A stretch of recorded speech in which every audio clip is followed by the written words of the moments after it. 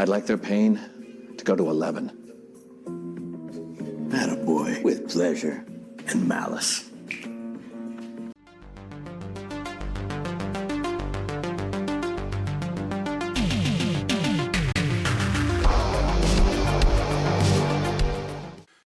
Hi, this is the Professional Amateur Hour coming to you with another review. This week, I checked out Ruthless Bastards, and this 2025 film was directed by Bruce Fontaine and stars the one and only Casper Van Dien, along with Sean Patrick Flanery and Theresa Lee, among others, of course. So what is the story of Ruthless Bastards? Well, it's about Casper Van Dien as a hitman, and of course he has, a fixer who fixes all of these hits for him. And then one day the fixer says that he wants to get revenge on someone else who wronged him, so of course he hires Casper Van Dien, along with Casper Van Dien's ex-friend and ex-partner as well. They've had some type of falling out, but because they also have, beef with the hit, they are called back in, and he reluctantly joins up with Casper Van Dien to go make this hit. Of course, it's not really kind of a traditional, go and get him. They actually have to find out where he is and do some investigation work first, and then actually, make a plan to do the hit. And along the way, of course, complications arise and you meet new people, and there's a whole storyline with the bad guys teaming up with the Russians and, that type of stuff. So what will happen? Well, for that, you gotta watch the movie and find out. All right, so let's talk about this film. Well, with this one, it is kind of like a buddy cop movie, but they are both assassins. So it's like a buddy hitman movie.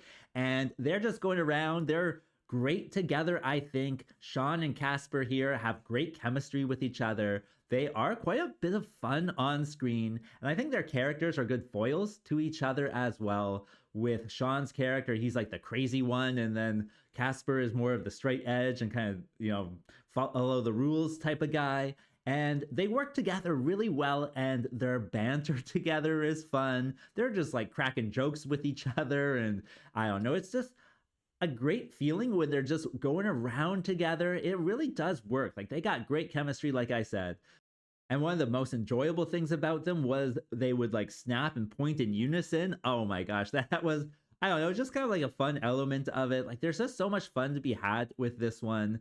With the acting is, again, pretty good. Like, for what you're getting in a B movie, they are a little bit ham-fisted, but it's just in between being hammy and being good. So it's somewhere in between there. You can tell they're having lots of fun on set, and everybody seems to be having fun, to tell you the truth. So I did enjoy all of the acting, and then the characters themselves. The characters are just so interesting, and they don't, give too much away about why certain people have beef with other people. It's just, that's how it is. That's how we're going with it. So the characters, the acting certainly, I would say, highlights the characters, because it's that somewhere in between, right?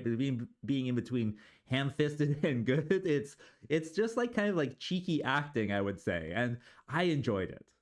And so they certainly match each other's energy. And I think they're both like kind of older guys too. I think Casper Van Dien is like 57 this year or something. So they also have a few, old guy jokes, but for the most part, it's just kind of regular jokes that do have some humor to them. Of course, humor is subjective. I didn't necessarily laugh out loud with this one, but them together was just a lot of enjoyable fun. And I even liked all of the different side characters.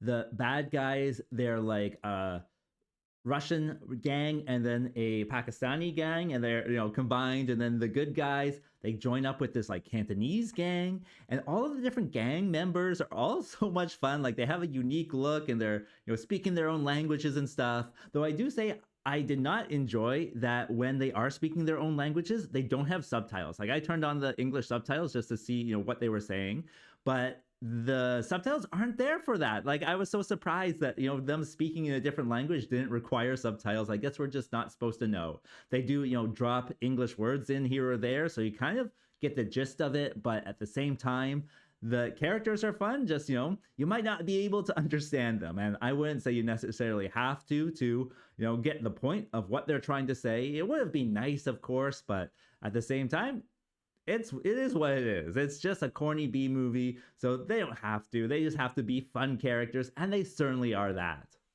And I enjoyed the story after all with this one. It's only like an hour and 25 minutes, so they pack a lot of stuff into it. Their pace through the story is also pretty good as well. After all, they have to like track down this guy, so they're doing different things. They're going to go talk to the crooked cop, and then they're doing a stakeout, then they're trying to rescue a girl, and then they're trying to do this and that. And so there is quite a few things kind of packed in this. They don't really have time to explain anybody's backstory, and I don't think they need to. They just need to keep going and, you know, blasting through the plot. And they do. They certainly go through it all. And there's a few twists, a few turns, and it's pretty lighthearted too. Like, they are, you know, bantering with each other. There is this comedy aspect to it. Again, comedy is subjective. I never thought it was laugh out loud funny, but I did find it humorous. There's just so many things that it's like, why would you even like do this way?